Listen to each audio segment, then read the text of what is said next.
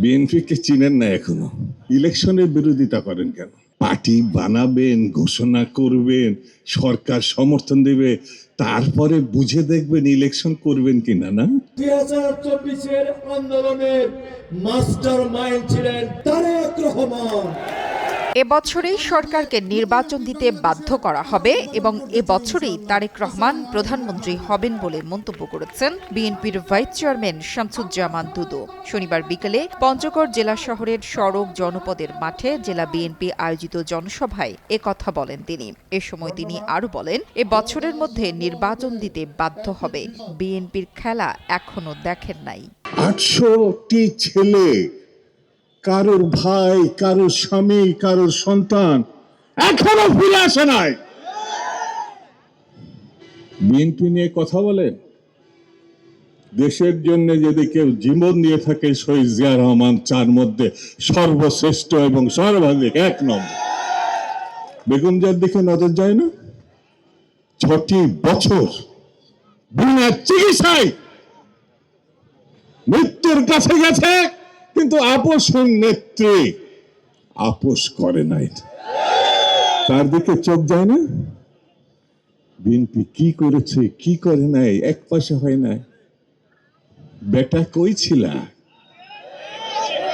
17 বছর নজরে আসে না? 60 লক্ষ মামলা, কয়টা মামলা আছে তোমার? 60 লক্ষ মামলার আসামি বিএনপি। ঘরে ঘুমাতে পারে নাই, বনে বাদরে, জমি রালে। এই পঞ্চগড়ের ছেলেটাই বাঁচার জন্য হয়তো ঢাকা শহরে রিক্সা চালিয়েছে, ছাত্র ছিল। ঢাকা শহরে সে বাঁচার জন্য করে নাই কি? সে বিএনপির, সে ছাত্র দলের, সে যুব দলের, কৃষক দলের, শ্রমিক দলের। শেখ হাসিনাকে উদ্দেশ্য করে দুদু বলেন, আসবেন, বরণ করব, বিচার হবে, ফাঁসির কাস্টে ঝুলবেন। একটা দুটো মারেন নাই তো, হাজার হাজার গণহত্যা করেছেন। একটা ব্যাংকেও টাকা নেই, এত বড় চোর পরিবার। আসবেন, বরণ করব, বিচার হবে, ফাঁসি কাস্টে। একটা দুটো মারেন নাই তো, হাজার হাজার গণহত্যা করেছেন, গণহত্যা করেছেন। একটা ব্যাংক নাই যেখানে টাকা আছে। এত বড় চোরাই পরিবার, একটা মানুষ দেখেন তো, বাড়ির লোকও 400 কোটি টাকা চুরি করেছে। 1 লাখ সাবান পাওয়া যায় নাই, 500 সৌদ দিয়েছে। আমাদের তো খারাপ লাগে ভাই। তার জানা যায় কোনো আত্মীয় স্বজন ছিল? আপনি একটু খোঁজ নেন। সেই পরিবার চোর ছাড়া কি পরিবার হবে? নিত্য প্রয়োজনীয় জিনিসের দাম সহনীয় রাখা, আইন শৃঙ্খলা পরিস্থিতির উন্নয়ন ও দ্রুত নির্বাচন দাবির পাশাপাশি বিএনপি নেতাদের কেউ কেউ দলের মধ্যে আগে সংস্কার করার দাবিও তোলেন এই জনসভায়। আমাদের নির্বাচনের জন্য চিন্তা করতে হওয়ার কথা না, কিন্তু আমি ব্যক্তিগতভাবে বলতেছি, বিজয়ভাবে চিন্তিত আমরা যে আমাদের সংস্কার হওয়া দরকার। আগে ৭১-এর স্বাধীনতা যুদ্ধে জিয়াউর রহমান, ৯০-এর গণ অভ্যুত্থানে আমাদের নেত্রী বেগম খালেদা জিয়া ও ২৪-এর ছাত্র জনতার আন্দোলনের রূপকার তারেক রহমান বলেও দাবি করেন বিএনপি নেতারা। আজকে গতকালকে আমাদের ভাষা আন্দোলন ২১শে ফেব্রুয়ারি হয়েছে।